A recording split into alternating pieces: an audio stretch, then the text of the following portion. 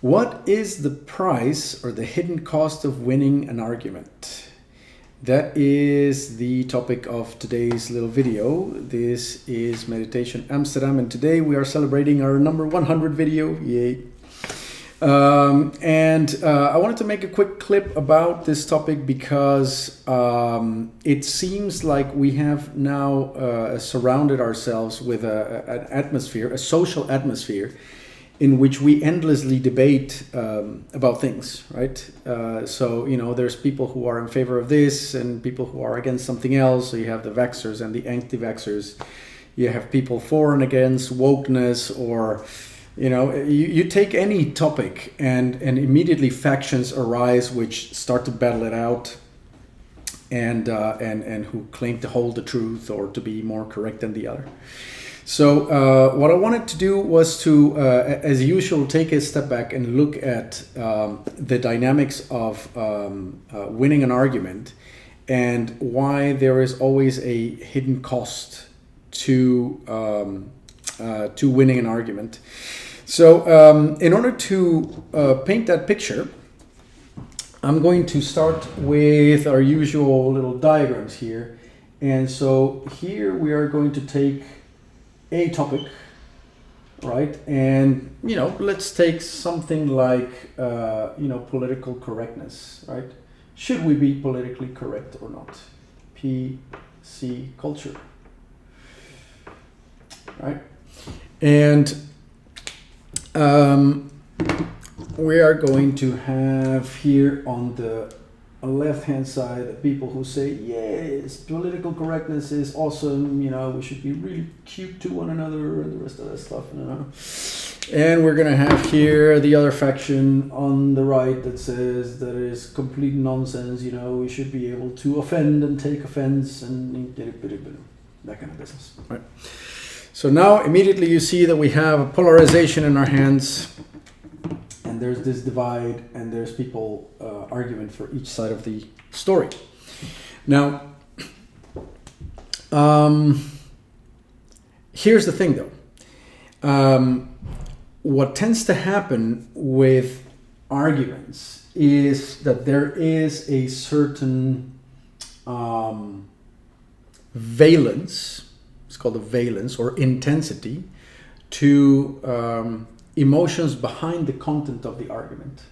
So the content of the argument isn't here, but hidden from view, there is something going on in which you have here a certain, graph. And in that graph, you see that you have something kind of like this going on. Whoop. Whoop. Okay.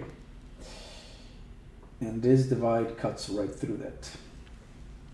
What do we mean by that? And this is emotional valence, okay, or intensity. And what we mean by that is, and so this is hidden from view actually.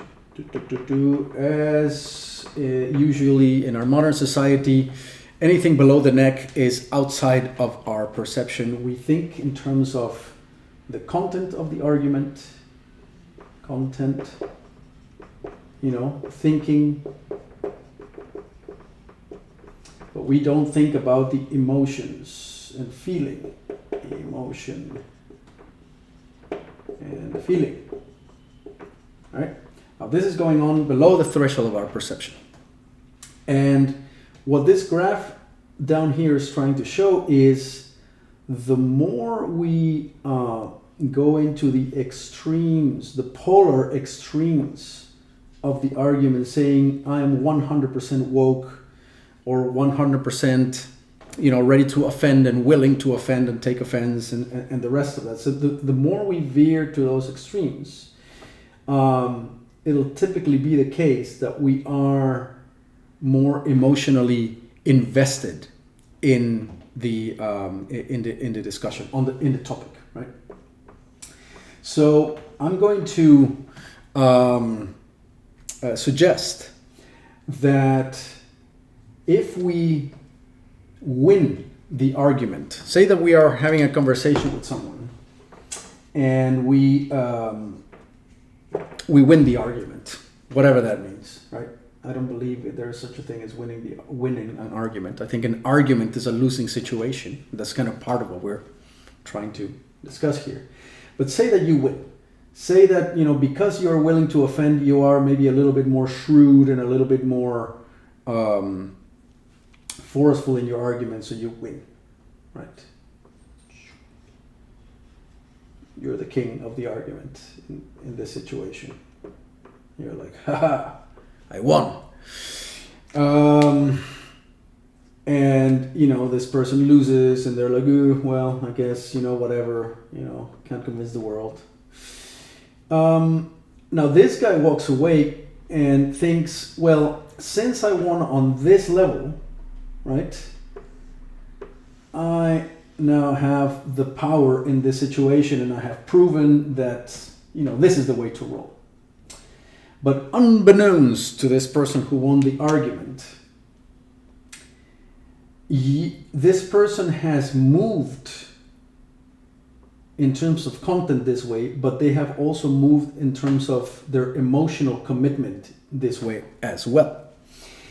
Meaning that as much as you dominated the discussion here, you have now squarely positioned yourself in a position where the topic has become emotionally more relevant for you.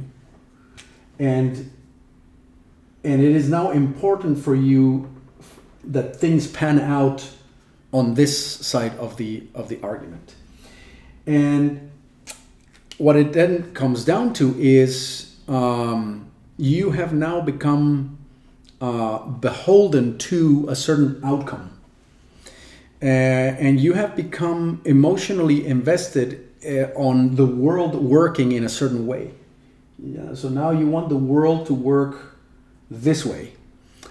And the more energy and the more argumentative you become, the more resources you muster to win the argument in this direction, the more you become unknown to you, the more you become emotionally invested in the world being like this, and the more vulnerable you become and the less free you become, right?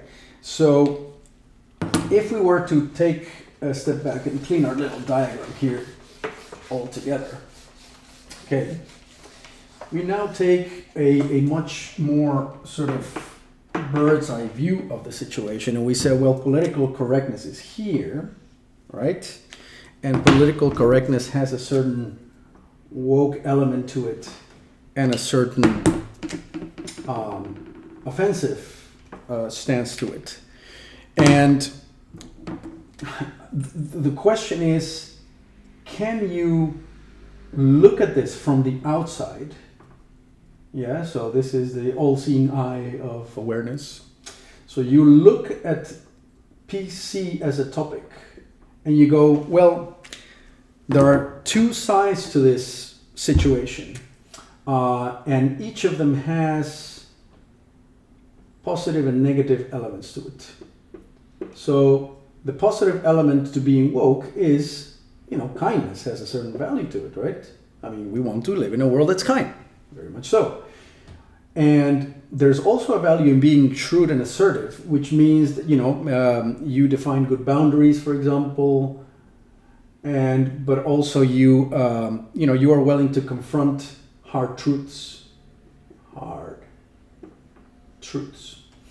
And this one here, you can be a little bit too kind, so maybe you're a little bit soupy, right? Maybe you're trying to skip over things or not or avoid confrontation. So this can have an avoidant element to it, and this one can have a offensive or what would you call it? Creating friction but producing no real value. So this can have a violent and unproductive element to it, right?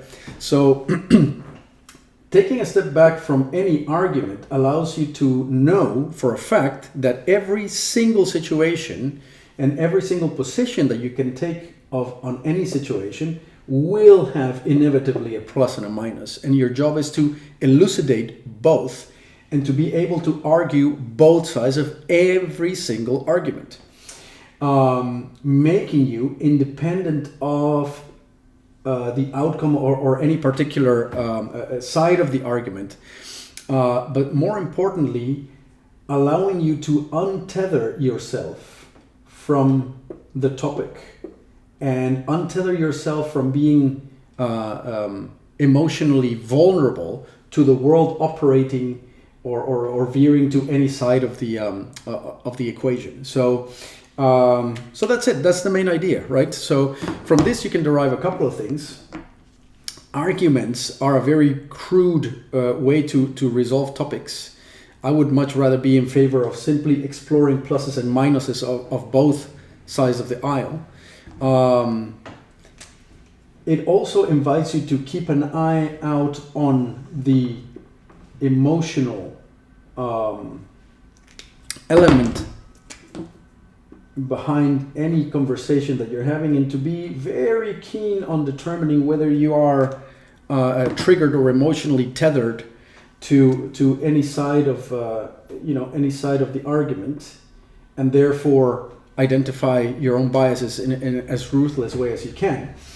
And then finally, getting to the understanding that we can argue for fun and for the sake of discovering things and having a good banter and a good just a good engaging conversation, but nothing is really resolved that way, because the world and reality are way too complex for language and argumentation and thinking to encapsulate. So it's a losing battle to begin with. So our argument as such is not a very good tool, and that you are much more interested in becoming an awareness, a free awareness that is not bound or not beholden to any side, so that the topic as such becomes something that you can talk about and discover new things about, but it doesn't move you emotionally, and it doesn't bind your awareness in any kind of fixated kind of way, because then you have lost something much more valuable, which is the freedom of your awareness and your own flexibility, and therefore your own intelligence. So that's it for today. That's the hidden cost of winning arguments, and I hope to be back with more videos soon. Cheerio.